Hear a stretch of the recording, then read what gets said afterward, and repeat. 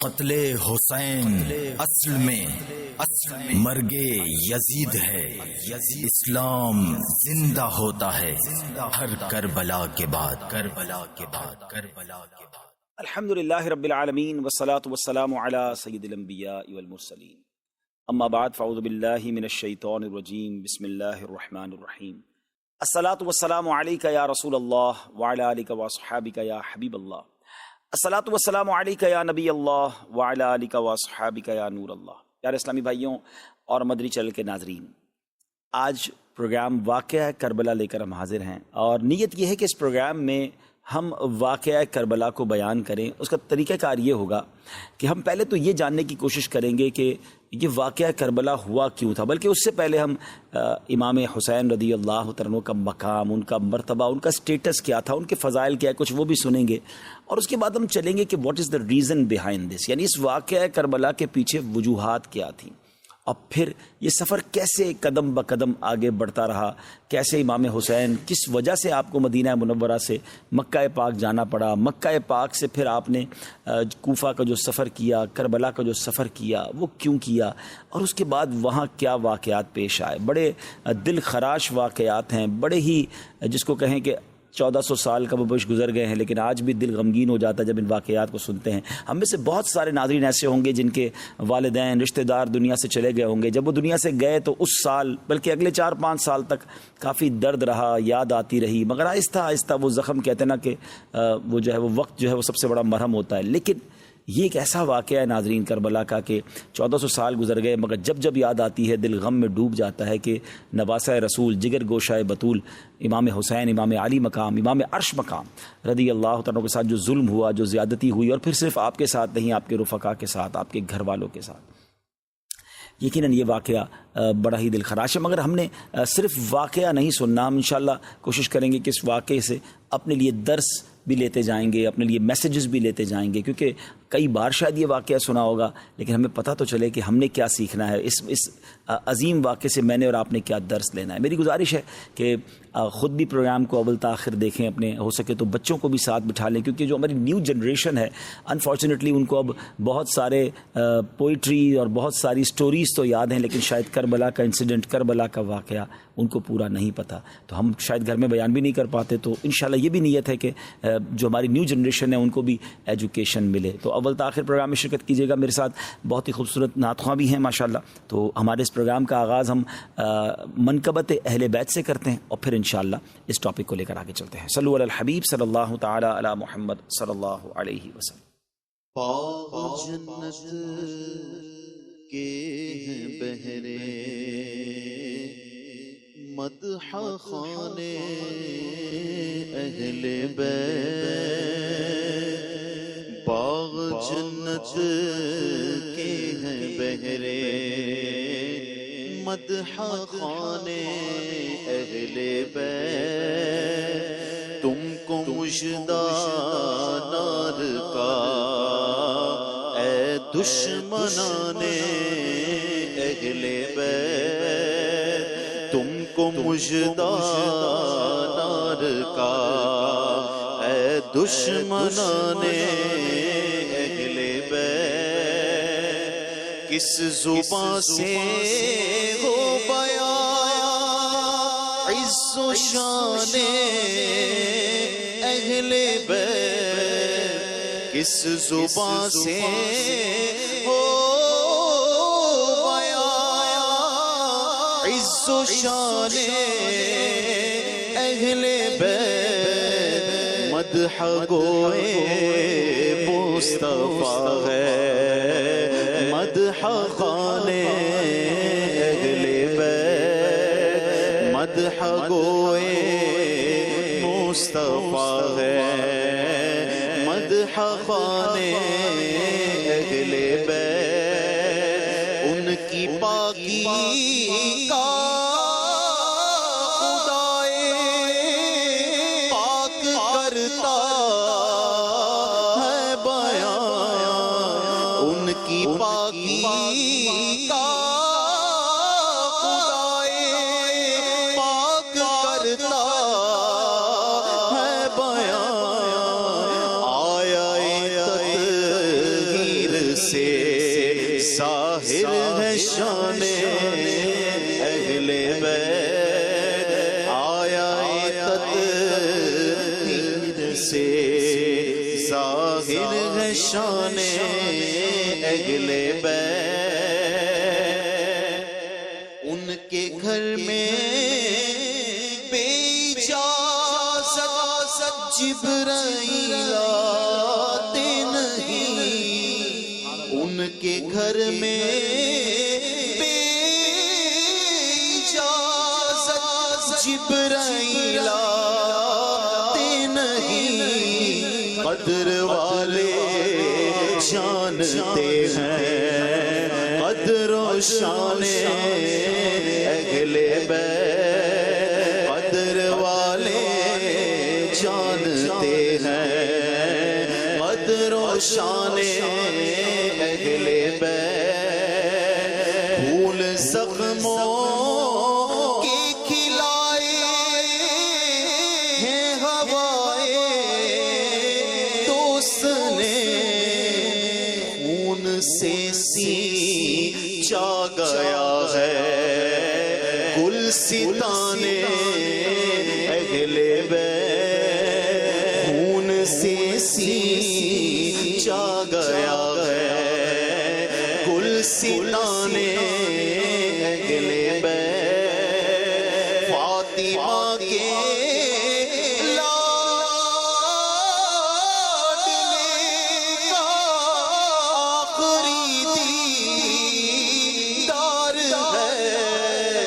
فاطمہ کے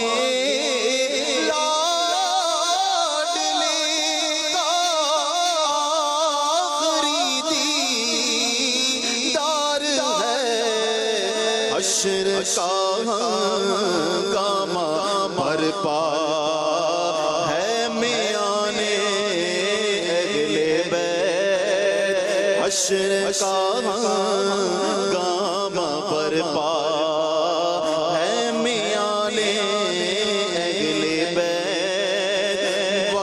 رخصت گہرا ہے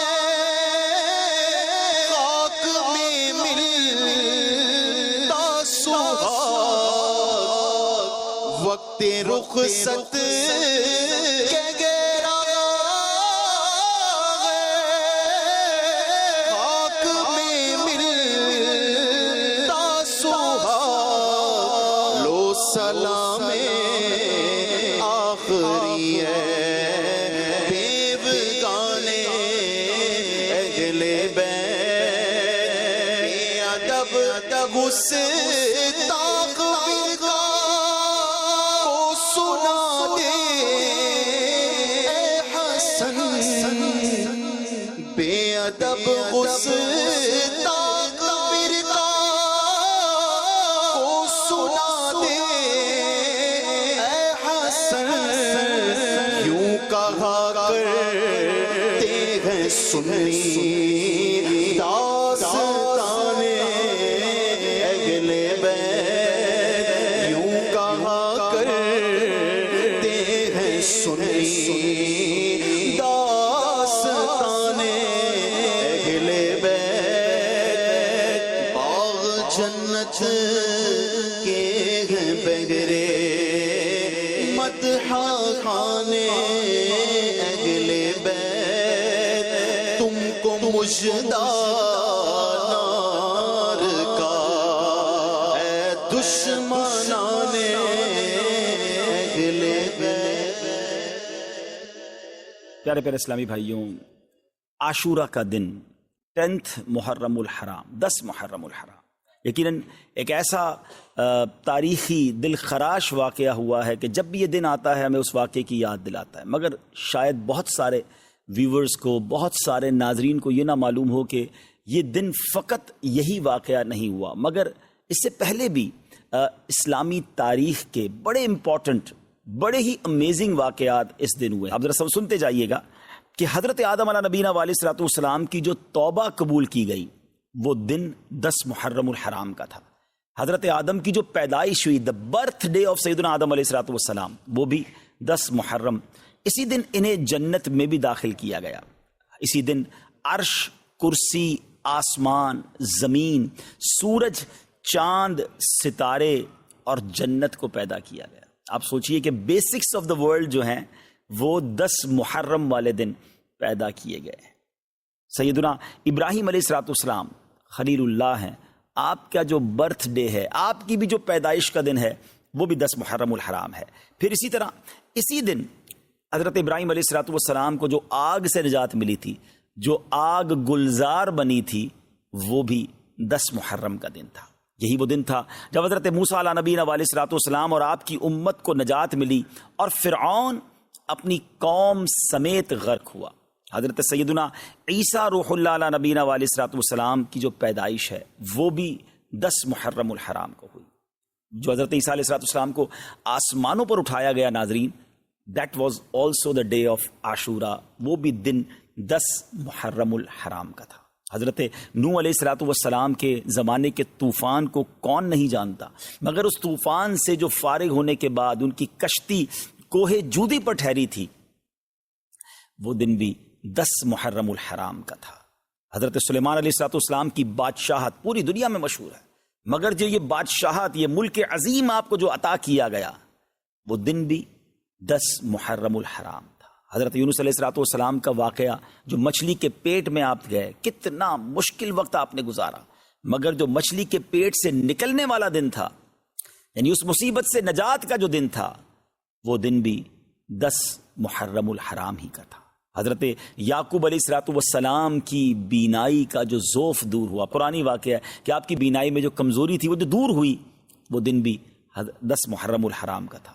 حضرت یوسف علیہ السلام کی ہسٹری جنہوں نے پڑھی ہے انہیں معلوم ہے کہ آپ کو گہرے کنویں میں ڈال دیا گیا تھا، مگر اس گہرے کنویں سے جو نکالا گیا وہ دن بھی 10 محرم الحرام کا تھا۔ حضرت ایوب علیہ السلام کے صبر کو، آپ کی تکلیف کو، آپ کی بیماری کو آپ جانتے ہوں گے، آپ نے پڑھا ہوگا کہ ان کے ساتھ کتنی پرابلمز تھی، مگر اس تکلیف کو جو دور کیا گیا وہ دن بھی 10 محرم الحرام تھا۔ ناظرین، بارش دنیا میں جو سب سے پہلی نازل ہوئی وہ دن بھی 10 محرم الحرام کا تھا۔ یہ بھی یاد رہے کہ اس 10 محرم الحرام کا روزہ پچھلی امتوں میں مشہور تھا، اور یہاں تک کہا گیا کہ اس دن کا روزہ ماہ رمضان کے روزوں سے پہلے فرض تھا، پھر اسے منسوخ کر دیا گیا۔ یہ تقریباً میں نے آپ کو 24 واقعات، انسیڈنٹ اور ایونٹس بتائے جو اس دن ہوئے، اور 25واں پھر وہ واقعہ امام عالی مقام، امام عرش مقام، امام تشنا کا، امام حسین رضی اللہ تعالیٰ عنہ اور آپ کے رفقا کو بھوکا پیاسا رکھ کر کربلا کے میدان میں جو شہید کیا گیا، وہ دن بھی 10 محرم الحرام کا تھا۔ تو اس کا مطلب یہ ہوا کہ اب اسلامی تاریخ کا تاریخی ترین دن ہے، ہسٹوریکل دن ہے، اور اس دن بہت بڑے بڑے اسلامی واقعات ہوئے۔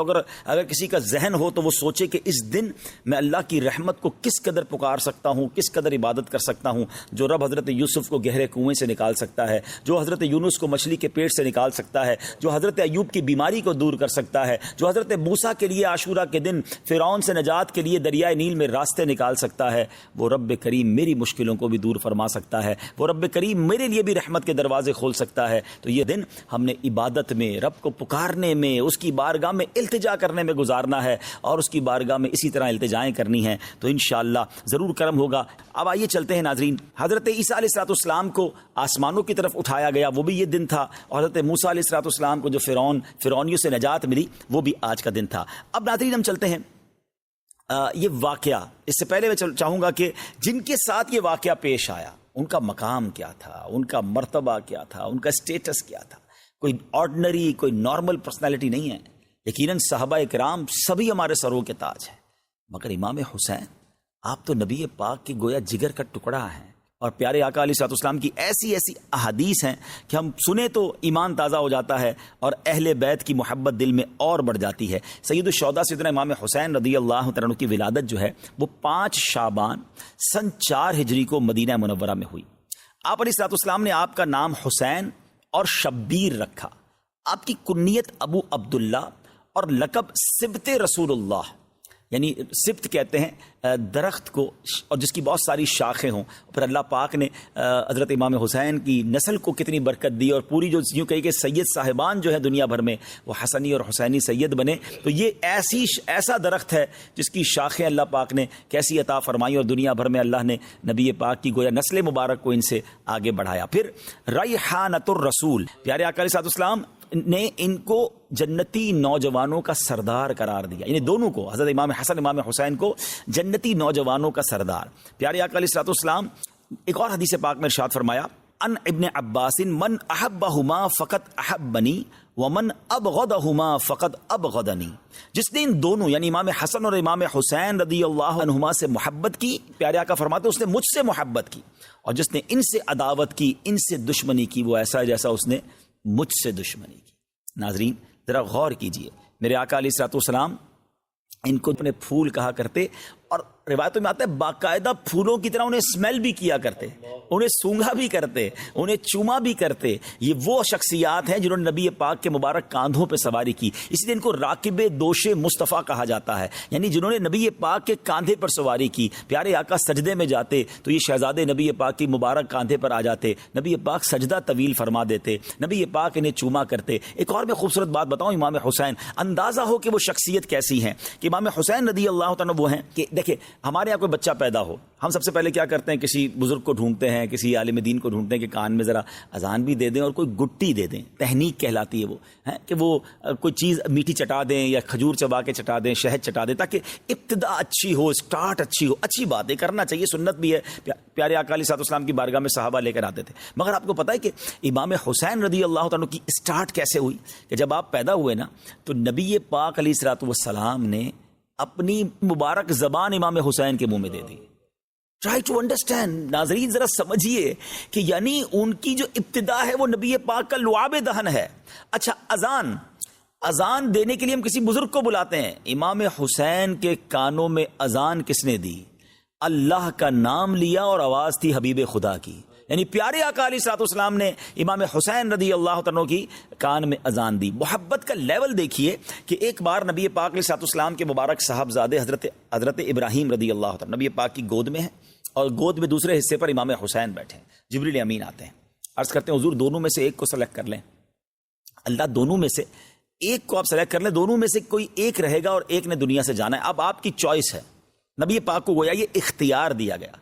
اب ذرا غور کیجیے، اپنا بیٹا ہے، حضرت ابراہیم نبی پاک کے اپنے صاحبزادے ہیں. آپ نے دل میں خیال فرمایا یا فرمایا کہ اگر ابراہیم جاتے ہیں تو مجھے تکلیف ہوگی، لیکن اگر حسین چلے جاتے ہیں تو میرے ساتھ ساتھ فاطمہ کو، مولا علی کو بھی تکلیف ہوگی رضوان اللہ تعالیٰ علیہ مجمعین. نبی پاک نے امام حسین کو گویا سلیکٹ کیا. کچھ دنوں کے بعد حضرت ابراہیم جو نبی پاک کے اپنے صاحبزادے ہیں رضی اللہ تعالیٰ عنہ، ان کا وصال ہو گیا. اور پیارے آقا علیہ السلام امام حسین کو دیکھ کر کہا کرتے تھے یہ میرا وہ بیٹا ہے کہ جس کے لیے میں نے اپنا بیٹا قربان کیا ہے. اللہ اکبر. ذرا سوچئے، میرے آقا کی ایسی والہانہ محبت ہو تو پھر ہم کیوں نہ اس گھرانے سے محبت کریں، ہم کیوں نہ اپنا سب کچھ امام حسین اور ان کی آل پر قربان کر دیں. یہ کیسا گھرانہ ہے. اعلیٰ حضرت امام اہل سنت سے پوچھئے نا، آپ کہتے ہیں کیا بات رضا اس چمنستان کرم کی. فرماتے ہیں ایسا کرم کا چمنستان ہے، ایسا کرم کا باغ ہے، کیا بات رضا اس چمنستان کرم کی، زہرا ہے کلی جس میں حسین اور حسن. کیا بات رضا اس چمنستان کرم کی، کیا بات رضا اس چمنستان کرم کی، کیا بات رضا اس چمنستان کرم کی.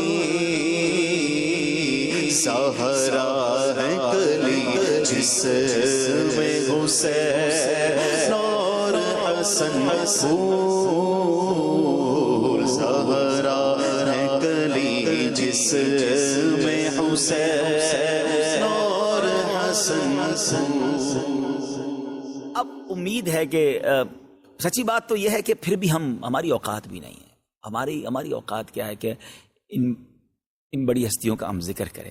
نہ ہمارے پاس الفاظ ہیں، نہ ہم ان کی شان بیان کر سکتے ہیں. ہم تو صرف یہ دامن پھیلائے آج پروگرام کے لیے آ گئے ہیں کہ ان کا ذکر کریں گے، اچھوں کا ذکر کریں گے، بڑوں کا ذکر کریں گے، سرکاروں کا ذکر کریں گے تو ہماری جھولیاں بھی بھر دی جائیں گی. اعلیٰ حضرت کہتے ہیں نا کہ کیسے آقاؤں کا بندہ ہوں رضا، بول بالے میری سرکاروں کے. اللہ ان کے صدقے ہماری مغفرت فرما دے. ہم قابل بھی نہیں ہیں. ہم شہدائے کربلا کا، امام حسین کا، گھرانہ مصطفیٰ کا ہم کیا ذکر کریں؟ بس ہم تو خیرات لینے آئے ہیں کہ ان کا ذکر کریں گے تو ہماری جھولیاں بھر دی جائیں گی. تو اب امام حسین رضی اللہ تعالیٰ عنہ کے بچپن، ابھی جب آپ کی ولادت ہوئی ہے نا، تو حضرت ام الفضل فرماتی ہیں کہ ایک روز میں نبی پاک علیہ الصلوۃ والسلام کی خدمت میں حاضر ہوئی. میں نے دیکھا کہ امام حسین نبی پاک علیہ الصلوۃ والسلام کی گود میں ہیں، اور میں کیا دیکھتی ہوں کہ پیارے آقا کے چشمان کرم سے آنسوؤں کی جھڑی لگی ہوئی ہے. ام الفضل کہتی ہیں کہ حضور، میرے ماں باپ آپ پر قربان، حضور یہ حالت کیوں ہے، کیا وجہ ہے؟ نبی پاک علیہ الصلوۃ والسلام نے فرمایا کہ ابھی جبریل امین میرے پاس آئے، انہوں نے خبر فرمائی کہ میری امت اس فرزند کو قتل کرے گی. میں نے کہا کیا اس کو، یعنی امام حسین کو؟ فرمایا ہاں، اور میرے پاس اس کے مقتل کی سرخ مٹی بھی لائے. یعنی جبریل امین نے یہ خبر امام حسین کے بچپن میں ہی دے دی کہ یہ شہید بھی ہوں گے، اور جس مقام پر شہید ہوں گے اس کی مٹی بھی پیارے آقا کو دکھائی گئی. ایک اور روایت سنیے. ابو نعیم نے نجی حضرمی سے روایت کی کہ وہ سفر صفین میں حضرت مولا علی شیر خدا کرم اللہ تعالی وجہ الکریم، جو حضرت امام حسین کے والد محترم ہیں، کہتے ہیں ہم ان کے ساتھ تھے. جب نینوا کے قریب پہنچے جہاں حضرت یونس علیہ الصلوۃ والسلام کا مزار اقدس ہے، تو مولا علی کرم اللہ تعالی وجہ الکریم نے ندا کی کہ اے ابو عبداللہ، فرات کے کنارے ٹھہرو. میں نے عرض کی کس لیے؟ فرمایا نبی کریم علیہ الصلوۃ والسلام نے فرمایا کہ جبریل امین نے مجھے خبر دی ہے کہ امام حسین رضی اللہ تعالیٰ عنہ فرات کے کنارے شہید کیے جائیں گے، اور مجھے وہاں کی ایک مشت مٹی بھی دکھائی. اسی طرح مولا علی کے ہمراہ ایک اور بزرگ کہتے ہیں کہ ہم ساتھ تھے، تو امام حسین رضی اللہ تعالیٰ کی جہاں آج قبر منور ہے اس کے مقام پر پہنچے. مولا علی نے پہلے ہی بیان کر دیا کہ یہاں ان کے اونٹ بندھیں گے، یہاں شودا کے اونٹ بندھیں گے، یہاں ان کے کجاوے رکھے جائیں گے، یہاں ان کے خون بہیں گے، اور جوانان آل محمد صلی اللہ علیہ وسلم اس میدان میں شہید ہوں گے، آسمان و زمین ان پر روئیں گے. میرے پیارے اسلام بھائیو، یہاں چلے میں پہلے تو ذرا یہ بتاؤں کہ فرات نہر ہے بڑی زبردست، آج بھی جو کربلا جاتے ہیں ان کو پتا ہے، مگر فرات کا کنارہ تھا، مگر ان ظالموں نے پانی نہ پینے دیا، اور پیاسا ہی ان کو دنیا سے جانا پڑا. وہ مولانا حسن رضا خان صاحب کا شعر ہے نا کہ آپ فرماتے ہیں کہ اے فرات تو خاک میں مل جا، تجھے اہل بیت کے نوجوانوں کی سوکھی زبانیں نظر نہ آئیں. خشک ہو جا خاک ہو گئے، خاک میں مل جا پورا، خشک ہو جا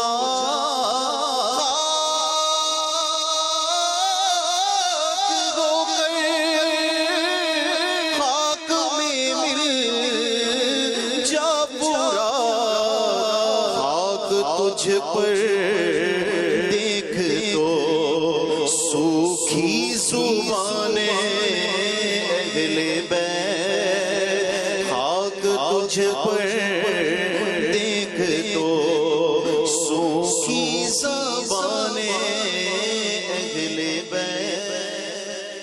اب ناظرین، یہاں جو بات بڑی اہم سمجھنے والی ہے، دیکھیں نبی پاک علیہ الصلوۃ والسلام کو بچپن سے معلوم تھا کہ امام حسین شہید ہوں گے. مولا علی کو معلوم ہے، بی بی فاطمہ کو معلوم ہے رضوان اللہ تعالیٰ علیہ مجمعین، اور صحابہ کرام کی بڑی جماعت کو، یعنی مدینہ منورہ بھی مشہور ہو چکا تھا کہ نواسہ رسول شہید کیے جائیں گے. اب بڑا ریلیونٹ کوسچن ہے، بڑا اہم سوال ہے کہ جناب نبی پاک علیہ الصلوۃ والسلام تو وہ ہیں جو اشارہ کریں تو چاند دو ٹکڑے ہو جاتا ہے، آپ دعا فرمائیں تو ڈوبا سورج پلٹ آتا ہے. بڑے بڑے مسائل، بڑے بڑے پرابلم لے کر صحابہ آتے اور نبی پاک ہاتھ اٹھاتے، ان کے مسائل حل ہو جاتے. ٹوٹی پنڈلی لے کر آتے، پیارے آقا جوڑ دیتے. نکلی آنکھ لے کر آتے، نبی پاک لگاتے، وہ آنکھ روشن ہو جاتی. وہ آقا علیہ الصلوۃ والسلام جن کے پاس اتنا اختیار اور محبت کا عالم یہ کہ نبی پاک فرمایا حسین مجھ سے اور میں حسین سے ہوں. تو جب پتا چل گیا کہ ان کو شہید کیا جائے گا، تو ایک بار کبھی نبی پاک نے اللہ کی بارگاہ میں دعا کی یا اللہ میرا نواسا ہے، میں اس سے بڑی محبت کرتا ہوں، اے اللہ وہ مصیبت کربلا کے میدان کی اس سے ٹال دے۔ رب کریم یہ جو امتحان ہونا ہے میرے حسین پر وہ امتحان نہ آئے۔ اچھا چلے، نبی پاک نے دعا نہیں کی، مولا علی کے تو جگر کا ٹکڑا تھے نا، مولا علی نبی پاک کے پاس آ جاتے۔ اچھا ماں تو ماں ہوتی ہے نا، خاتون جنت رضی اللہ تعالی عنہا ہی کبھی نبی پاک کی بارگاہ میں آتی کہ حضور ایک طرف تو آپ حسین سے اتنا پیار کرتے ہیں، حضور میرا بیٹا ہے، آپ دعا کر دیں اللہ کی بارگاہ میں اللہ یہ امتحان ٹال دے۔ آپ سوچئے یہ کیا بات تھی، ایوری بڈی نوز اٹ، سب کو معلوم ہے، مگر کوئی دعا نہیں کر رہا اس امتحان کے ٹلنے کی، کوئی التجا نہیں کر رہا۔ اس کا مطلب پتہ کیا ہوا ناظرین، ہے کہ سب لوگ اس امتحان کے لیے تیار تھے، وہ امام حسین کی پرورش کر رہے ہیں کہ ہمارا بیٹا بڑا ہو کر اس امتحان سے گزرے، اللہ کی رضا کے لیے اپنا سر کٹائے، شہادت کا مرتبہ حاصل کرے۔ یہ کیسا جذبہ تھا، یہ کیسی ٹریننگ تھی، یہ کیسی رب کی رضا پر راضی رہنا تھا۔ وہ شاعر کہتے ہیں نا، زباں پر شکوے رنج و علم لایا نہیں کرتے، زباں پر شکوے رنج و علم لایا نہیں کرتے، نبی کے نام لیوا غم سے گھبرایا نہیں کرتے۔ آپ سوچئے کہ یہ یعنی اب ہم سب کے لیے میسج کیا ہے۔ میں نے جیسے پروگرام کے شروع میں کہا تھا کہ ہم واقعہ کربلا انشاءاللہ پوری کوشش کریں گے کہ سٹیپ بائی سٹیپ بیان کریں، مگر اپنے لیے بھی تو میسج لینا کہ بچپن سے پتا ہے یہ بیٹا شہید ہوگا، سب راضی ہیں، ہم پر چھوٹا سا امتحان آ جائے، ہم پر چھوٹی سی کوئی پرابلم آ جائے، واویلا، شکوے، شکایات، کمپلین، پتہ نہیں میرے ساتھ کیوں ہو رہا ہے، میرا کیا قصور ہے، مجھ پر یہ آفت کیوں آئی ہے، میں تو یہ بھی کرتا ہوں، میں تو وہ بھی کرتا ہوں، اپنے گناہ یاد نہیں آتے، ایسے موقع پر اپنی نیکیاں یاد آتی ہیں جو پہلے ہی ہماری نیکیاں ناقص ہیں۔ ہم کیوں بھول جاتے ہیں امام حسین کے امتحان کو، کیوں بھول جاتے ہیں حضرت ایوب کے امتحان کو، کیوں بھول جاتے ہیں حضرت موسیٰ کے امتحان کو، حضرت ابراہیم کو تو آگ میں ڈالا گیا، اللہ کے نبی ہیں، یہ تمام واقعات بتا رہے ہیں کہ زباں پر شکوے رنج و علم لایا نہیں کرتے، نبی کے نام لیوا ہم سے گھبرایا نہیں کرتے۔ بلکہ امیر اہل سنت نے تو ہمیں ایک اور بہت پیارے انداز میں سمجھایا ہے، خاص طور پہ مبلغین کو، جو لوگ دین کا کام کرتے ہیں اور جب تھوڑا سا کام کرتے ہیں کوئی ساتھ نہیں دیتا، دل توڑ بیٹھ جاتے ہیں، یار بھائی نیکی کا زمانہ نہیں ہے، میں تو چلا تھا مسجد بنانے، میں تو چلا تھا لوگوں کو نیکی کا کام کرنے، میرا ساتھ ہی کسی نے نہیں دیا، میرا دل توڑ دیا، میں تو نہیں کروں گا کام۔ نہیں جناب، یہ شروع میں مشکلیں آتی ہیں۔ امیر اہل سنت فرماتے پیارے مبلغ، معمولی سی مشکل پہ تو گھبراتا ہے، پیارے مبلغ معمولی سی مشکل پہ تو گھبراتا ہے، دیکھ حسین نے دین کی خاطر سارا گھر قربان کیا۔ تو سمجھے نا کہ یہ قربانیاں دے کر دین پھیلا ہے، تو ہمارے ساتھ بھی پرابلمز آئیں گے۔ بہت خوبصورت جملہ ہم نے اپنے نگران شورا سے سنا ہے، وہ فرماتے ہیں کہ زندگی کی گاڑی مسائل کے پہیوں پہ چلتی ہے، مسائل آئیں گے، پرابلمز آئیں گی، یہ ہمیں ٹیسٹ کیا جاتا ہے، یہ ہمارا امتحان لیا جاتا ہے۔ تو کربلا کے اس واقعے سے خاص طور پہ بچپن میں جو نبی پاک کو امام حسین کے بچپن میں معلوم تھا یہ شہید ہوں گے، مگر دیر از نو کمپلین، یہ سبق دے رہا ہے ہم سب کو کہ اگر آ جائے کوئی مشکل، یا اللہ ہم تیری رضا پر راضی ہیں، اے اللہ ہمیں اس مشکل، دعا کرنے میں حرج نہیں ہے، لیکن واویلا نہیں، شکوہ نہیں، کمپلین نہیں، سب لوگوں کو بتانے کا کیا فائدہ ہے، مزہ پتہ ہے کیا ہے؟ اچھا ایک جملہ آپ نے سنا ہوگا، صبر جمیل کرتے نا، اللہ آپ کو صبر جمیل عطا فرمائے، صبر جمیل پر اجر عظیم عطا فرمائے۔ کبھی کسی کو پوچھ لے حضرت صبر جمیل کا معنی کیا ہے؟ میں آپ سے پوچھتا ہوں، جی مدنی چینل کے ناظرین میں آپ سے پوچھ رہا ہوں، صبر جمیل کس کو کہتے ہیں؟ یہ کسی جمیل بھائی کا صبر نہیں ہے، اس کی ڈیفینیشن یہ ہے، اس کی تعریف یہ ہے کہ ایک بندہ ہے جو پرسکون ہے، کوئی پرابلم نہیں ہے، اور ایک اس کے برابر میں بندہ وہ بیٹھا ہے جو بڑی تکلیف میں ہے، مگر دونوں کو دیکھ کر پتہ نہ چلے کون مشکل میں ہے، میرا چہرہ بھی نہ بتائے کہ اندر کتنا درد ہے، اندر کتنی تکلیف ہے، کیونکہ میں جانوں میرا رب جانے۔ ہاں مزہ یہ، یعنی صبر اس کا نام ہے، صبر جمیل اس کا نام ہے کہ کسی کو پتہ نہ چلے۔ وہ شاعر کہتے ہیں نا، کسی کا احسان کیوں اٹھائیں، کسی کو حالات کیوں بتائیں، تم ہی سے مانگیں گے تم ہی دو گے، تمہارے در سے ہی لو لگی ہے۔ کسی کا احسان کیوں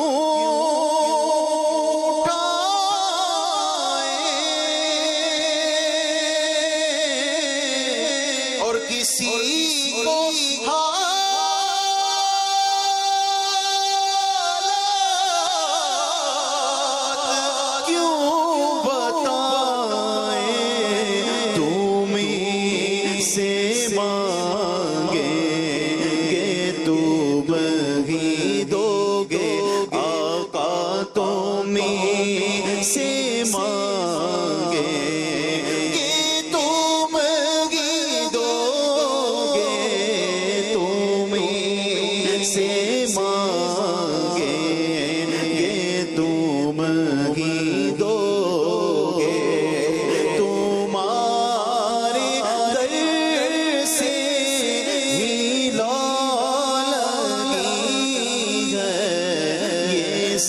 سب تمہارا کرم ہے۔ امید ہے کہ میں اللہ کرے کہ یہ پیغام لینے میں ہم کامیاب ہو جائیں کہ امتحان آئیں گے، مشکل آئیں، ابھی بھی ہو سکتا ہے آپ کسی مشکل میں ہوں، کسی پریشانی میں ہوں، بیماری میں ہوں، قرضے میں ہوں، ٹینشن میں ہوں، کربلا والوں کو یاد کریں اور اللہ کی رضا پر راضی رہیں۔ ان اللہ مع الصابرین، انشاءاللہ اس کی رحمت ساتھ ہوگی، سب بہتر ہو جائے گا۔ اب چلتے ہیں ناظرین، اب یہ واقعہ پہلے تو آپ نے مقام امام حسین سن لیا، بچپن سے ہی سب کو معلوم ہے اور اسی امتحان کی تیاری ہو رہی ہے۔ حضرت امیر معاویہ رضی اللہ تعالیٰ رجب 60 ہجری میں بمقام دمشق میں، یعنی دمشق میں آپ کا انتقال ہوا۔ آپ کے پاس نبی پاک علیہ الصلوۃ والسلام کے بڑے پیارے تبرکات تھے۔ آپ کے پاس پیارے آقا کا ازار شریف، ردائے یعنی چادر اقدس تھی، قمیض مبارک تھا، موئے مبارک تھے، نبی پاک کے مبارک ناخن تھے، اور آپ نے یہ وصیت کی تھی کہ مجھے نبی پاک علیہ الصلوۃ والسلام کی ازار شریف، نبی پاک کی چادر مبارک اور قمیض اقدس میں کفن دیا جائے، اور میرے ان اعضاء پر جن پر سجدہ کیا جاتا ہے پیارے آقا کے موئے مبارک اور ناخن کے تراشے رکھ دیے جائیں، اور مجھے ارحم الراحمین کے رحم و کرم پر چھوڑ دیا جائے۔ یہ عشق رسول تھا حضرت امیر معاویہ کا، اور خاص طور پہ تبرکات سے جو انہیں پیار تھا۔ صحابی رسول ہیں، کاتب وحی ہیں، یہ رہتی دنیا کے لیے میسج ہے کہ تبرکات سے صحابہ کا بھی پیار تھا۔ اگر آج امت کا پیار ہے تو اس میں تو بہت اچھی بات ہے۔ اچھا، لیکن اب ان کا بیٹا کور باطن یزید پلید، اس بدبخت نے یہ نہ دیکھا کہ میرے والد تو نبی پاک علیہ الصلوۃ والسلام کے تبرکات سے بھی پیار کر رہے ہیں، ان کے ناخن مبارک، ان کے موئے مبارک کو دل و جان سے عزیز رکھ رہے ہیں، اور اس ظالم نے جگر گوشہ بطول نبی پاک کے سب جسم کا حصہ ہے امام حسین، ان کے ساتھ ظلم کیا، ان کے ساتھ زیادتی کی۔ وہ کہتے ہیں نا کہ جس کے نصیب پھر جائیں، جس کے اندر بدبختی لکھی ہوئی ہو تو اس سے بہت بڑے بڑے گناہ ہوتے ہیں۔ اچھا، یہاں میں ایک چھوٹی سی بات کر کے پھر مزید آگے کی طرف چلوں گا کہ ہمیشہ ایک فارمولہ یاد رکھیں کہ کبھی بھی کسی کے بچے کی غلطی کی وجہ سے، کسی کے بچے کے برے عمل کی وجہ سے اس کے والد کو برا بھلا یا کرٹیسائز گھر والوں کو نہیں کیا جائے گا۔ اگر یہ فارمولہ بنا لیا جائے تو پھر تو حضرت آدم علیہ الصلوۃ والسلام اللہ کے نبی ہے نا، آپ کا ایک بیٹا یقیناً حابیل تھا جس کو قتل کیا گیا، مگر قتل کرنے والا کون تھا؟ قابیل، وہ بھی تو آپ ہی کا تو بیٹا تھا۔ تو کیا معاذ اللہ قابیل کے قاتل ہونے کی وجہ سے حضرت آدم کو کوئی برا کہے گا؟ وہ تو ایمان سے ہاتھ دھو بیٹھے گا۔ بالکل جس طرح حضرت نوح علیہ الصلوۃ والسلام ہے، آپ کا ایک بیٹا اس مسلمان نہیں تھا۔ تو اب پتہ یہ چلا، یہ پوری اگر تفصیل میں جائے تو بہت ساری باتیں آ جائیں گی کہ اللہ پاک کی مرضی ہے، ہدایت کسی کو ملے کسی کو نہ ملے ہے، اور یہ بدبختی ہوتی ہے کسی شخص کی، وہ اتنے بڑے گھرانے میں بھی پیدا ہو کر وہ ہدایت کا نور حاصل نہیں کر سکتا، مگر اس کی وجہ سے کبھی بھی کسی کے اولاد کی وجہ سے والد کو برا بھلا نہیں کہا جائے گا۔ تو یہاں یہ بات بھی ہمیں یاد رکھنی ہے۔ اب کیا ہوا کہ حضرت امیر معاویہ رضی اللہ تعالیٰ عنہ کے وصال کے بعد یزید بدبخت جو ہے یہ تخت پر بیٹھ گیا اور اس نے قبضہ کر لیا، اور اس نے اپنی بیعت کے لیے، اس زمانے میں سمجھے اوتھ لیا جاتا تھا، حلف لیا جاتا تھا، یا بیعت لی جاتی تھی کہ بھائی آپ اس امیر المومنین کے یا اس سلطنت کے حاکم کی بیعت کر لیں اور اس کو فالو کریں گے، اس کے رولز ریگولیشن کو آپ اپنائیں گے۔ تو ہوا یہ کہ سب طرف اس نے خطوط بھیج دیے ساری سلطنت میں کہ سب لوگ یزید کی بیعت کریں۔ اب یہ ایک جو یہ سمجھے میسنجر جو تھا، خط لے کر یہ مکتوب لے کر مدینہ طیبہ ایک شخص پہنچا اور امام حسین کی بارگاہ میں آیا۔ ان کو یہ کہا گیا تھا کہ سب سے پہلے آپ نے حضرت زبیر صحابی رسول رضی اللہ تعالیٰ عنہ، وہ بھی مدینہ پاک میں تھے اور امام حسین بھی تھے، کہ ان دونوں کی بیعت لے لو گے تو معاملہ سیٹل ڈاؤن ہو جائے گا، پھر پورے مدینے کے لوگ لے لیں گے۔ تو حضرت زبیر نے بھی منع کر دیا، اور امام حسین کے پاس وہ مکتوب پہنچا تو آپ نے بھی صاف انکار کر دیا، کیونکہ آپ جانتے تھے کہ یزید جو ہے وہ بدبخت ہے، وہ شرابی ہے، وہ برے اعمال کرنے والا ہے، اور وہ یہ سمجھے کہ مسلمانوں کا رہنما بننے کے قابل ہی نہیں ہے۔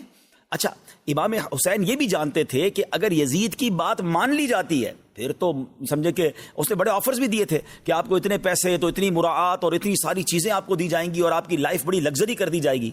مگر یہ تو نواسہ رسول تھے نا، یہ جانتے تھے کہ باطل کے آگے اگر آج ہم نے سر جھکا لیا، اگر آج ہم نے کسی فاسق و فاجر کو اپنا امیر بنا لیا تو پھر تو رہتی دنیا کے لیے اسلام کا نظام بگڑ جائے گا نا۔ آپ ذرا سوچئے، امام حسین خود چاہتے تو بڑی لگژری لائف گزار لیتے، کمپرومائز کر لیتے کہ ٹھیک ہے اب جیسا بھی ہے چلنے دو، لیکن آپ جانتے تھے کہ اگر وہ اس وقت کمپرومائز کر لیتے تو پھر رہتی دنیا کے لیے اگزامپل بن جاتی کہ آج بھی لوگ کہتے ہیں جب امام حسین کمپرومائز کر سکتے ہیں تو ہم بھی کمپرومائز کر لیں۔ آپ نے کمپرومائز نہیں کیا، آپ نے اس کی بات نہیں مانی، آپ نے اپنا سر کٹانا قبول کر لیا، مگر دین کے پرچم کو بلند کر گئے۔ وہ شاعر کہتے ہیں نا، قتل حسین اصل میں مرگ یزید ہے، اسلام زندہ ہوتا ہے ہر کربلا کے بعد۔ آپ نے اپنی جان تو لٹا دی مگر اسلام کو زندہ کر گئے۔ تو اب جب آپ نے اس کی بات نہیں مانی ناظرین، تو اب آپ سمجھ گئے کہ اب یزید نے بہت ظلم کرنا ہے، اب مجھ پر حملے کرنے۔ اور سبحان اللہ، یہاں علماء کہتے ہیں کہ ایک اور ادب بھی تھا کہ میں مدینہ پاک میں ہوں اور یہاں قتل و غارت گری ہوگی،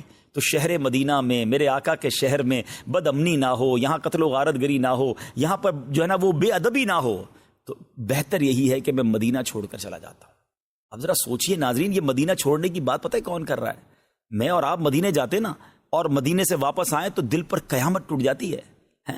کہتے نا کہ طیبہ سے لوٹنا کسی عاشق سے پوچھئے، طیبہ سے لوٹنا کسی عاشق سے پوچھئے، ایسا لگے کہ روح بدن سے نکل گئی۔ ایک عاشق رسول کی روح بدن سے نکل جاتی ہے، تو جو پیدا ہی مدینے میں ہوا ہو، ذرا سوچیں، زندگی کے کم و بیش 50 سال آپ نے مدینے میں گزارے، مدینے کی پیدائش ہو، اور پھر جن کے نانا جان کا مزار وہاں پر ہو، آپ سوچئے کہ کس قدر محبت ہوگی مدینے سے۔ اور جب آپ مدینہ منورہ سے نکلے نا ناظرین، تو اس کو جس طرح اللہ اکبر جو علماء نے اور جو داستان رقم کی ہے، اگر وہ دیکھیں تو عقل حیران ہو جاتی ہے کہ اس وقت کیا ہوا تھا۔ اب یہ شعبان کی چوتھی رات تھی اور اس کے 3 پہر گزر چکے ہیں، اور نرم نرم ہوا کے جھونکے سونے والوں کو تھپک تھپک کر سلا رہے، ستاروں کے سنہرے رنگ میں کچھ کچھ سفیدی ظاہر ہو چلی ہے، اندھیری رات کی تاریکی اپنا دامن سمیٹنا چاہتی ہے، تمام شہر میں سناٹا ہے، نہ کسی بولنے والے کی آواز کان تک پہنچتی ہے، نہ کسی چلنے والے کی چہل پہل سنائی دیتی ہے، شہر بھر کے دروازے بند ہیں، ہاں خاندان نبوت کے چشم و چراغ اس وقت جاگ رہے ہیں، سامان سفر درست کیا جا رہا ہے، ضرورت کی چیزیں باہر نکالی گئی ہیں، سواریاں دروازوں پر تیار کھڑی ہیں، پردے کا انتظام ہو چکا ہے، ادھر امام کے بیٹے، بھائی، بھتیجے، گھر والے سواریوں پر سوار ہو رہے ہیں، اور حضرت امام حسین رضی اللہ تعالیٰ عنہ مسجد نبوی سے باہر تشریف لا رہے ہیں۔ دل کی کیفیت ہے، آنکھوں میں آنسو ہیں، محرابوں نے سر جھکا کر تسلیم کی، میناروں نے کھڑے ہو کر تعظیم دی، قافلہ سالار کے تشریف لاتے ہی اب نبی زادوں کا قافلہ مدینے سے روانہ ہو رہا ہے۔ یہ وہ مدینہ ہے کہ جہاں نبی پاک علیہ السلام کو جب مکہ پاک میں ستایا گیا تھا، صحابہ کرام کے لیے زندگی مشکل کر دی گئی تھی، تو وہاں سے ہجرت کر کے سکون کے لیے، امن کے لیے، محبت کے لیے تو مدینے آئے تھے۔ یعنی میرے آقا پر جو ظلم و ستم کے پہاڑ توڑے گئے، تو میرے آقا جب مدینے آئے تو بنو نجار کی بچیوں نے نغمے گنگنا کر استقبال کیا تھا، مدینے کے لوگ مدینے کے دروازوں پر دیوانہ وار آئے تھے، اور نبی پاک کا استقبال ہوا تھا۔ اور یہ کچھ ہی سالوں میں تقدیر کا کیسا یہ یوں سمجھے کہ سرکل گھوما ہے کہ اب نواسہ رسول کو وہی مدینہ چھوڑنا پڑ رہا ہے۔ ناظرین، الفاظ میں بیان نہیں کیا جا سکتا کہ نواسہ رسول کے دل پر کیا گزر رہی تھی، نانا جان سے انہوں نے مزار پر انوار پر جا کر کیا کچھ باتیں کی تھی، کیا کچھ عرض کیا، یہ ایک الگ داستان ہے۔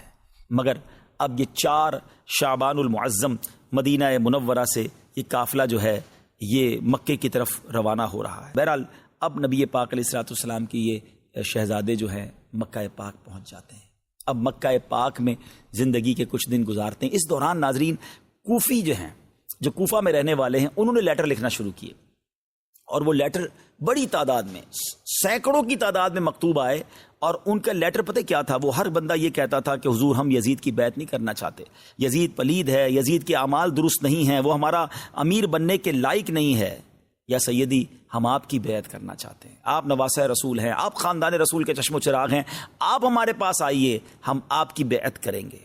اب آپ کو بہت سارے مکتوب آ گئے۔ اب دیکھیں ہر جو لیول ہوتا ہے نا بڑوں کا، ان کی ذمہ داریاں ہوتی ہیں۔ آپ کو یہ احساس ہوا کہ اگر آج میں کوفہ جا کر ان لوگوں کا ساتھ نہیں دیتا اور یہ میری بیعت نہیں کرتے، ان کو مجبوراً یزید کی بیعت کرنی پڑ گئی، تو قیامت کے دن یہ اللہ کی بارگاہ میں عرض کریں گے، مولا ہم تو یزید کی بیعت نہیں کرنا چاہتے تھے، مگر امام حسین ہمارے پاس آئے نہیں تو ہمیں مجبوراً بیعت کرنی پڑی۔ امام حسین کو وہ رنج تھا، وہ ایک فکر تھی کہ ان لوگوں پر جو کیفیت ہے اور جو وہ مجھ سے بیعت لینا چاہتے ہیں، تو اب اسٹریٹجی پلان کی گئی۔ بدقسمتی سے جن کو تاریخ پڑھی نہیں ہے، جنہوں نے قرآن و حدیث پڑھا نہیں ہے، جنہوں نے علماء حق کی کتابیں نہیں پڑھی، تو وہ عجیب عجیب باتیں کرتے ہیں کہ جناب وہ ایک جذباتی فیصلہ تھا، یزید سے فوراً ہی آپ نے جو ہے وہ لڑائی کرنا شروع کر دی، یا آپ جناب اس کی بات ابھی تو بیعت کا اعلان ہی ہوا تھا اور آپ نے کیا نہیں۔ امام حسین نے کمال تدبر کا مظاہرہ کیا، کمال حکمت عملی کا مظاہرہ کیا، کمال دینی ذمہ داری کا مظاہرہ کیا کہ آپ ڈائریکٹ کوفہ نہیں گئے، بلکہ آپ نے معاملات کو سمجھنے کے لیے اپنے کزن، اپنے چچا زاد بھائی حضرت مسلم بن عقیل رضی اللہ تعالیٰ عنہ کو بھیجا کہ آپ وہاں پر جائیے اور وہاں جا کر حالات کو دیکھیے اور پھر مجھے بتائیے کہ کیا کرنا ہے۔ حضرت مسلم بن عقیل اپنے دونوں صاحبزادوں کو لے کر اب کوفہ کو روانہ ہوتے ہیں۔ میرے پیارے اسلامی بھائیوں، جب اتنی ساری درخواستیں تھیں تو حضرت مسلم بن عقیل وہاں روانہ ہوئے، اور جب حضرت مسلم بن عقیل کوفہ پہنچے تو وہاں پر کیا ہوا؟ اچھا، امام حسین نے ایک لیٹر بھی دیا حضرت مسلم بن عقیل کو، اور وہ لیٹر کیا تھا کہ تم نے مجھے ریکویسٹ کی ہے، کوفہ والوں سے فرمایا کہ تمہاری ریکویسٹ پر ہم حضرت مسلم کو روانہ کرتے ہیں، ان کی نصرت، ان کی حمایت، یعنی ان کا سپورٹ کرنا تم پر لازم ہے۔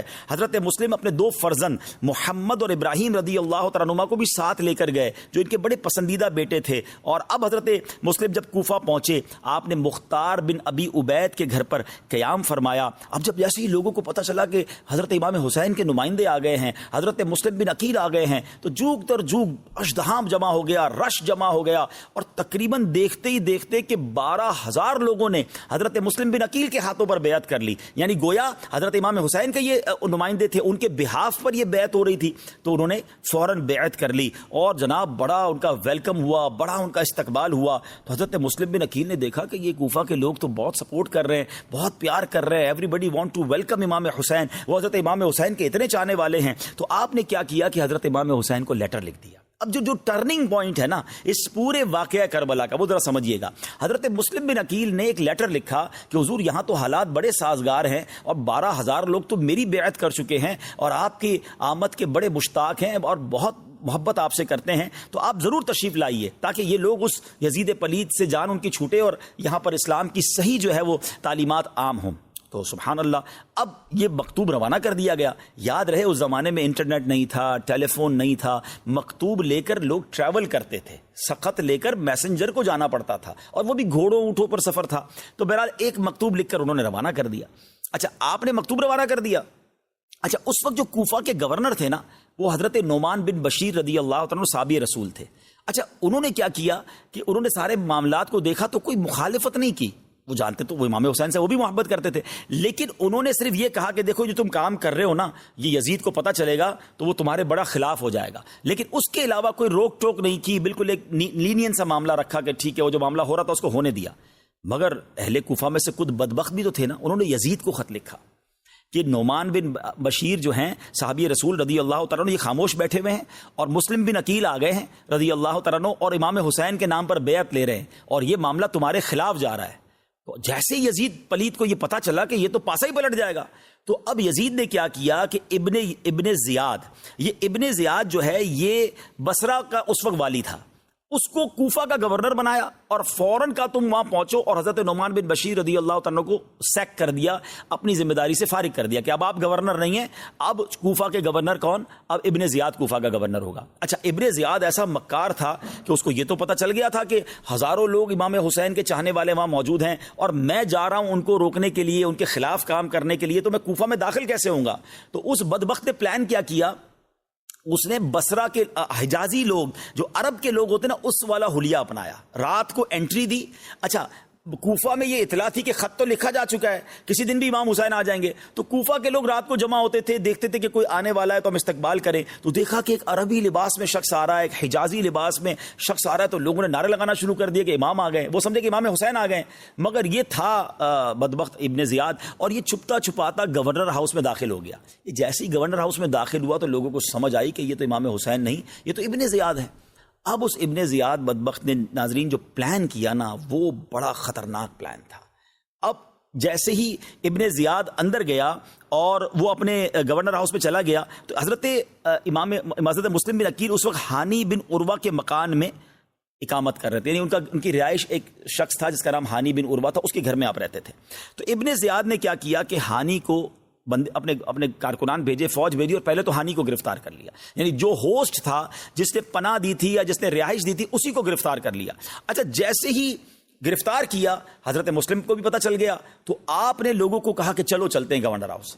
دیکھتے ہی دیکھتے ناظرین 40,000 افراد گورنر ہاؤس کے گرد جمع ہو گئے۔ پورے گورنر ہاؤس کو، جو بھی مکان تھا یا جو بھی عمارت تھی، اس کو گھیرے میں لے لیا. اور اب صرف حضرت مسلم بن عقیل کے اشارے کی دیر تھی. یہ 40,000 کا لشکر اندر جاتا تو سب تہس نہس ہو جاتا اور کنٹرول کوفہ کا حضرت مسلم بن عقیل کو مل جاتا اور معاملہ سارٹ آؤٹ ہو جاتا. مگر حضرت مسلم بن عقیل جنگ کرنے نہیں گئے تھے. اور سبحان اللہ کیا تربیت تھی آپ کی. آپ نے ایسا کوئی آرڈر نہیں دیا. اندر اس کو پتا چل گیا ابن زیاد کو کہ باہر تو 40,000 کا لشکر ہے، یہ لوگ تو اگر اندر آئیں گے تو تہس نہس کر دیں گے اور سارا میرا معاملہ الٹ پلٹ ہو جائے گا. اس بدبخت نے پلان کیا کہ اس نے اپنے فوجیوں کو بھیجا اور جو کوفہ کے بڑے پیسے والے لوگ تھے، عمائدین تھے، قبیلوں کے سردار تھے، ان سب کو گرفتار کیا اور ان کو گرفتار کر کے کہا کہ تم ان لوگوں کو کہو کہ حضرت مسلم بن عقیل کی جو ہے وہ دوستی چھوڑ دیں، ان کی حمایت چھوڑ دیں، ورنہ میں نے تم کو بھی مار ڈالنا ہے، تمہارے خاندان کو بھی اڑا دینا ہے. اچھا، ان لوگوں کو اتنا ڈرایا کہ چھت پر وہ لوگ اوپر آئے.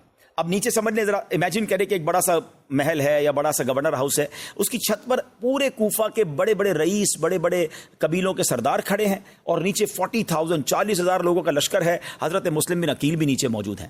ان لوگوں نے اوپر سے آوازیں لگانا شروع کی اور اپنے خاندان والوں کو کہا کہ ان کا ساتھ چھوڑ دو ورنہ ہم مارے جائیں گے، ہم بھی مارے جائیں گے. ابن زیاد نے تمہیں بھی نہیں چھوڑنا ہے، تمہارے بھی گھر تباہ ہو جائیں گے، تم ہمیں بھی بچاؤ اور اپنے آپ کو بھی بچاؤ. اب وہ ڈراتے گئے. اچھا، ایسا کبھی ہوتا نہیں تھا کہ جو ہم نے تو صحابہ کی سیرت میں پڑھا ہے کہ نبی پاک کے ساتھ شامل ہوئے تو 313,000 کے لشکر سے ٹکرا گئے. اللہ کی رحمت پر بھروسہ تھا. مگر کوفیوں کا انداز دیکھیں کہ جیسے ہی ان کو ڈر اور خوف دلایا گیا، ایک ایک کر کے وہ کم ہوتے گئے، ڈر کے اپنے گھر جاتے گئے. آخرکار جب مغرب کا وقت ہوا تو امام مسلم بن عقیل رضی اللہ عنہ کے پاس صرف 500 لوگ رہ گئے. آؤٹ آف 40,000، 40,000 میں سے صرف 500 لوگ رہ گئے. اور جب مغرب کی جماعت کی آپ نے امامت کی اور جب آپ نے امامت کے بعد سلام پھیرا تو ایک بندہ بھی پیچھے باقی نہیں تھا. امام عالی مقام کے نمائندے امام مسلم بن عقیل رضی اللہ تعالیٰ عنہ اکیلے ہیں. آپ کے 2 بچے ہیں اور آپ اکیلے ہیں. کوفیوں نے ایسی بد عہدی کی، کوفیوں نے ایسی بے وفائی کی، ساری زندگی یوں سمجھے قیامت تک ان کی اس بے وفائی پر، ان کی اس بد عہدی پر، ان کا اس ساتھ نہ دینے پر ان پر ملامت ہوتی رہے گی، ملامت ہو رہی ہے. اب وہ جو وقت تھا حضرت مسلم بن عقیل کا، پر آپ ذرا غور کیجئے. اچھا، ایک اور جو عجیب بات کتابوں میں لکھی کہ آپ کو اپنی فکر نہیں تھی. آپ اس وقت بھی آپ کی آنکھوں میں آنسو تھے کہ ہائے میں نے امام حسین کو خط لکھ دیا ہے، میں نے انہیں بلا لیا ہے. جب میرا انہوں نے یہ حال کیا ہے تو میرے امام آئیں گے تو ان کا کیا ہوگا؟ وہ تو اپنی فیملی کے ساتھ آئیں گے. آپ ذرا غور کریں کہ یہ کیسے پورا جو ہے وہ سفر ہوا ہوگا. اے میرے پیارے اسلامی بھائیو، اب ہم یہاں اس واقعے کو تھوڑا سا بریک کرتے ہیں. اب آپ یوں سمجھ لیں کہ حضرت مسلم بن عقیل تنہا ہو گئے، ان کے بچے ہیں اور امام حسین کو وہاں مکتوب یہ مل گیا کہ آپ نے چلنا ہے. انشاءاللہ کل کے پروگرام میں اسی واقعے کو یہی سے لے کر آگے چلیں گے. ہمیں اجازت دیجیے. صلو علی الحبیب صلی اللہ تعالی علی محمد صلی اللہ علیہ وسلم. قتل حسین اصل میں مرگ یزید ہے. اسلام زندہ ہوتا ہے ہر کربلا کے بعد.